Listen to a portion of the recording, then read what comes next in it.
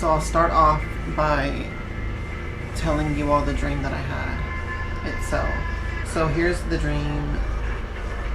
I came across this guy. He was Caucasian, blue eyes, like very pale blue eyes, blonde hair. He spoke to me about something that concerns the first part of the dream that I'm not going to talk about, but he had a very distinct accent. He didn't sound American English. That really stood out to me. Essentially, he became like a guide in this dream because I began to follow him, and he led me to this place that was like a college campus.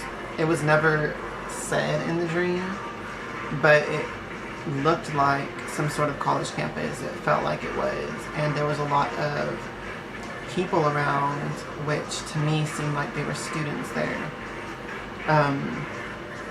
And in particular, we were near a large like sports field when the main story of this dream began to play out. So what happened is, as we were walking by this field, I saw a very quick flash of a woman appear to the side of the field near a big tree. And I was like, okay, that was weird, because it wasn't like just a person. It was like flashing in and out really quickly of a woman. And the woman had brown hair, and she looked distraught almost. And the perception that I immediately got, well, first of all, after the initial like, what the fuck was that, shock, I got the sense that, okay, this was like a ghost or a spirit or something.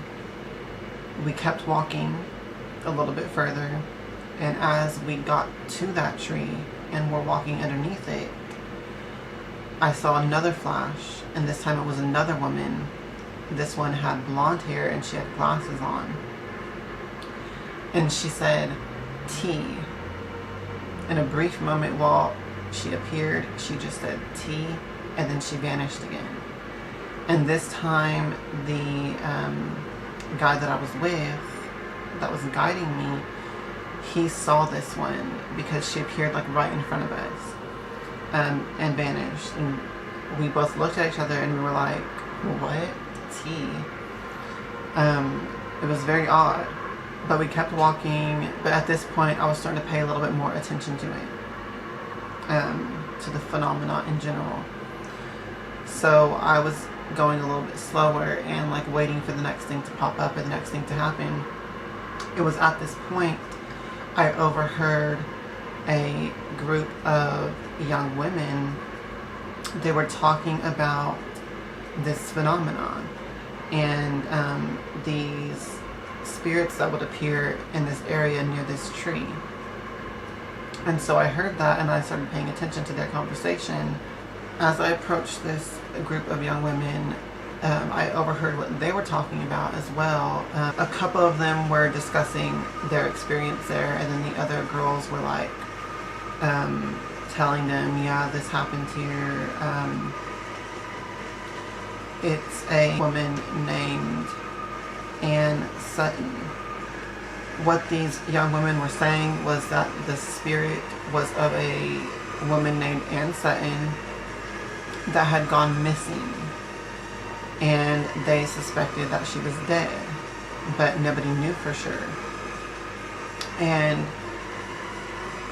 that not only was she like haunting this area near this tree, near this sports field, but that also she had the power or something to have other spirits also appear and haunt this area other than her. And I thought that was very interesting because I saw not only the woman with the brown hair, but then I saw the woman with the blonde hair and the glasses that said tea. So that piqued my interest even more. Another young woman had said that she had heard the spirit say A, B, C, and then that it had just got cut off. Like, because every time that anyone would see these spirits, it was like a brief flash, and then they would vanish again. So, the feeling of the girl that heard the spirit say A, B, C thought that maybe she was saying the alphabet, like A, B, C, D, E, F, G, whatever, but that it just got cut short at A, B, C because the spirit vanished. But the other girl that was listening to this was like, wait a minute, A, B, C, I know what that is. She's talking about this building in town. And so at this point I was getting really interested in the story and wanting to figure out what was going on here. And I started to think maybe the spirit is trying to communicate some kind of message and get us to figure something out. These group of young women were like, okay, can you help us understand this then? And I was like, well, I have to go do something, but I'll come back right away and help get to the bottom of this. Unfortunately though, I woke up after that conversation took place. This dream in particular stood out to me, and I knew that I needed to research the information as soon as I woke up. I immediately got on my phone and started searching Ann Sutton. That's where I started my search. Some different links popped up, and then I searched Ann Sutton plus missing. And the first link that popped up was for a woman named Jacqueline Ann Sutton. So now let's get into the real craziness of this whole story. I'll put the links to these articles down below in the description box because this story is just very mysterious and fascinating to me. As we go through this, I will also be explaining sort of the breakdown of where my psychic dream was literal and where it was using symbolism and metaphor as well. So first of all, starting off, the name Ann Sutton in the dream, in reality, the person's name is Jacqueline Ann Sutton. So her first name is Jacqueline, and in all of these different articles that I'm seeing, her nickname, what everyone actually called her, was Jacky. Her real life name is Jacky Sutton, but in the dream, she was called Ann Sutton. Now, one important thing to note with this, when I typed in Ann Sutton, you know, a couple of different profiles popped up for like LinkedIn and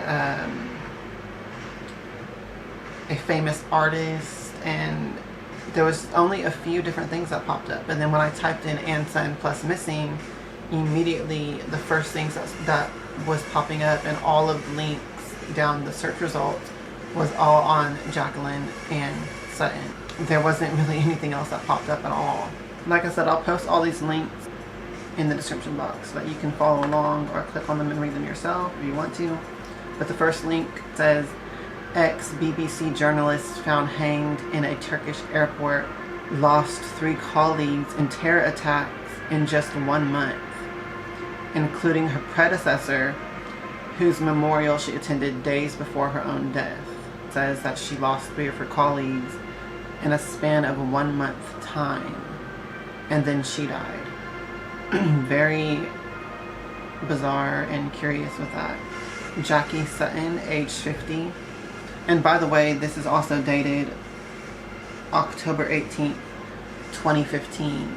So I'm not sure like why this particular spirit or story about this person is coming to me now. I have an inkling actually, but that's related to, like I said, the gnosis I had last night that I'll only be talking about in my teaching group. I feel like it's related to that.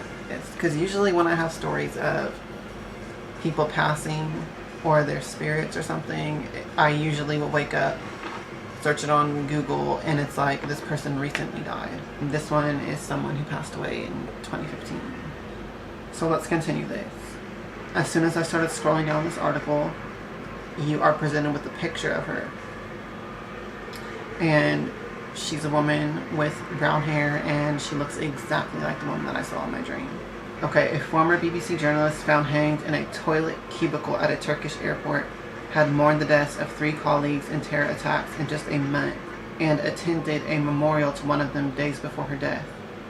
Jacky Sutton, an international development worker, was found dead at Istanbul's Ataturk airport after missing a connecting flight to Erbil in Iraq. She appeared distressed after being told by airline staff that she would have to buy a new ticket, and was later found in the toilets by 3 Russian passengers, according to local media. So then it goes into just giving a little bit of backstory on her colleagues that had passed away as well. And in particular, one of these passed away colleagues once again stood out to me. Paula Cantor, a researcher, was one of 15 people killed when 3 gunmen opened fire on a group of Westerners at the Park Palace Hotel in Kabul. Miss Sutton posted about the attack before she knew of her friend's involvement, calling it another senseless act of slaughter, hoping everyone staying there gets out okay. Miss Sutton had been working in the Iraqi city of Erbil as the Iraq country director for the Institute of War and Peace Reporting. She was appointed to that role at the end of June following Mr. Shabander's death. So that colleague was the director of the Institute of War and Peace Reporting, and following his death, she became the director. It says that she had held various positions with humanitarian organizations around the world and the United Nations, as well as working as a producer for the BBC, often in war-torn countries, and once suffered from post-traumatic stress after being arrested for alleged spying in Africa. So this woman had a very adventurous life, I guess I'll say it like that, as a reporter, an activist. She basically did a lot of work with war-torn countries and people's rights and stuff. Jacky Sutton's brother, Ian, age 59, questioned the odd circumstances surrounding his sister's death. And this is a quote from him. "There do seem to be some very odd circumstances. She had too much to live for and too many people relying on her to simply quit." He posted a tribute to his sister on social media, describing Jacky as being amazing in so many ways and passionate about her work. "I know she will be missed for her honesty, compassion, intellect, and humility, and those are only 4 words that go no way in describing the loving, complex, and single-minded person she was. Whatever happens, Jacky is gone, but I hope we all remember her compassion and the brave actions and decisions she took throughout her life.